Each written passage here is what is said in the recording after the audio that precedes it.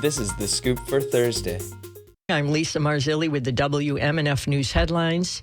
The Manatee County Board of County Commissioners voted unanimously to consider regulating short-term vacation rentals in the county.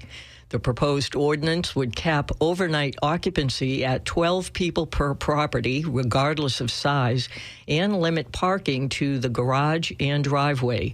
Violations would result in fines against the property owner.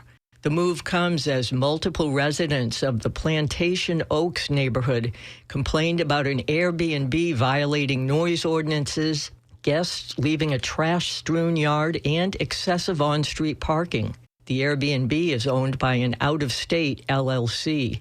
Resident Sean Davila spoke at the recent Manatee County Commissioners meeting. There's existing laws on the books, but they're not working, in my personal experience now. Sheriff's office is hamstrung by the noise ordinance, which requires this decibel meter that a lieutenant has to come out with and know how to work it and get a reading and then issue a written warning. And then if it happens again, then they can get a citation. But like I said earlier, it just restarts with the next guest. There's no real punishment.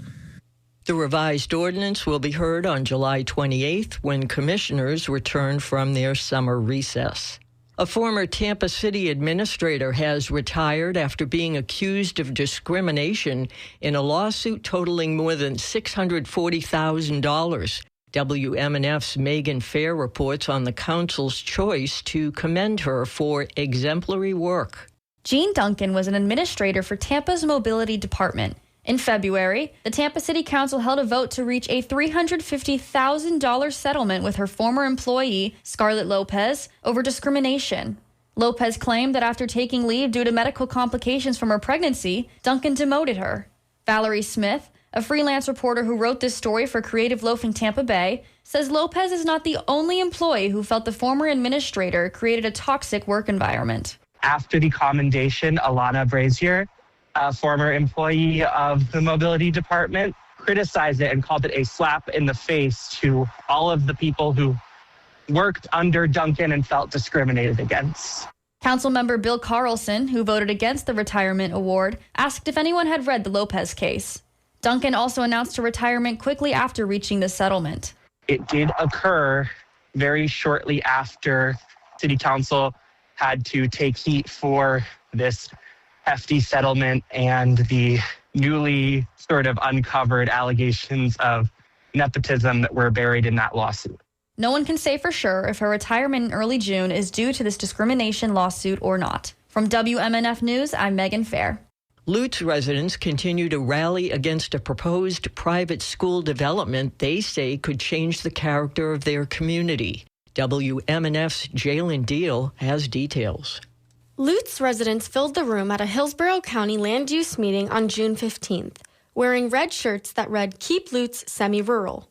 Members of the Preserve Rural Lutz nonprofit showed their opposition to a proposed private school on Holly Lane and Dale Mabry Highway, bringing attention to traffic, safety, and environmental concerns.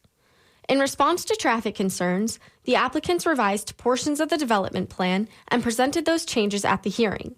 Steve Henry, founder of Traffic and Mobility Consultants, shared a change made to the proposed development plan that excluded Holly Lane from being used when entering or leaving the private school. The access is built to be able to force everybody only inbound from Dale Mabry and then outbound towards Dale Mabry. Jane Graham, an attorney representing Lutz homeowner Demelza Hayes and the Preserve Rural Lutz nonprofit, argued the proposed changes do not fully address residents' concerns. To address impacts on access to Holly Lane, there's a suggested entrance on Dale Mabry, but your staff report acknowledges that this entrance will be removed once the frontage road is built. The land use hearing officer is expected to issue a recommendation in the next 2 weeks. The proposal will then move to the Hillsborough County Board of County Commissioners for a final decision. For WMNF News, I'm Jalen Deal. In weather, it's going to be partly sunny today with a high of 92 and a 40% chance of scattered rain. Lows tonight will be in the upper 70s, and the same forecast is on tap for Friday. I'm Lisa Marzilli with the WMNF News headlines. This is The Scoop, recorded at WMNF Tampa.